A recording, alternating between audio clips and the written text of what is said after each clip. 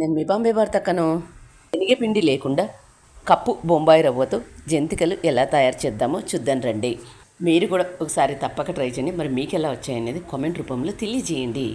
Gas on చేసుకొని బాండీ పెట్టుకొని 3 గ్లాసుల నీళ్లు పోసుకొని నీళ్లు బాగా మరుగుతున్నప్పుడు అందులో 1 టేబుల్ స్పూన్ ఉప్పు, 1/2 టేబుల్ స్పూన్ ఆయిల్ వేసుకొని నీళ్లు బాగా మరుగుతున్నప్పుడు ఏ గ్లాస్తో అయితే నీళ్లు తీసుకున్నామో అదే గ్లాస్తో 1 గ్లాస్ బొంబాయి రవ్వ వేసుకొని అంతా బాగా కలుపుకోండి. ఎక్కడ ఉండలు లేకుండా బాగా కలుపుకోండి.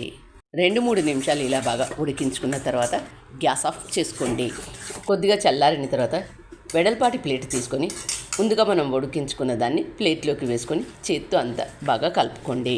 ఏ గ్లాస్తో అయితే రవ్వ తీసుకున్నామో నీళ్లు తీసుకున్నామో అదే గ్లాస్తో 2.5 గ్లాసుల పొడి బియ్యం పిండి వేసుకొని 2 టేబుల్ స్పూన్ల నువ్వులు, 2 టేబుల్ స్పూన్ల కారం, 1 టేబుల్ స్పూన్ వాము వేసుకొని నీళ్లు ఏమాత్రం వేసుకోకుండా చేత్తో అంతా బాగా కలుపుకోండి. ఏమాత్రం వేసుకోవద్దు. అవసరమైతే చేతిని తడి చేసి మాత్రమే కలుపుకోండి. చక్రాల మౌల్డ్కు ఆయిల్ అప్లై చేసుకున్న తర్వాత ఇందులో స్టార్ గుర్తున్న బిళ్ళను వేసుకోండి. ముందుగా మనం తయారు చేసుకున్న పిండిని ఇందులో పెట్టుకొని ఇప్పుడు బటర్ పేపర్ను తీసుకొని దీని మీద ఇలా వీడియోలో చూపిస్తున్నట్లు చేసుకోండి. అంచులను బాగా అతికించుకోండి, లేదంటే ఆయిల్లో వేసినప్పుడు విచ్చుకుంటాయి. గ్యాస్ ఆన్ చేసుకొని బాండీ పెట్టుకొని డీప్ ఫ్రైకి సరిపడినంత ఆయిల్ తీసుకొని ఆయిల్ బాగా వేడైన తర్వాత ముందుగా మనం చేసుకున్న వాటిని ఒక్కొక్కటిగా ఆయిల్లో వేసుకొని మంటను మీడియం హీట్లో పెట్టుకొని మాత్రమే కాల్చుకోండి.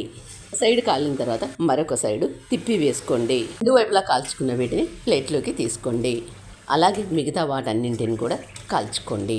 మీరు కూడా తప్పక ట్రై చేయండి. మరి మీకు ఎలా వచ్చాయనేది కామెంట్ రూపంలో తెలియజేయండి. వీడియో నచ్చినట్లయితే ఒక లైక్ ఇవ్వండి. మీ ఫ్రెండ్స్కు రిలేటివ్స్కి కూడా షేర్ చేయండి. మీరైతే ఒక లైక్ ఇవ్వండి. Thank you for watching.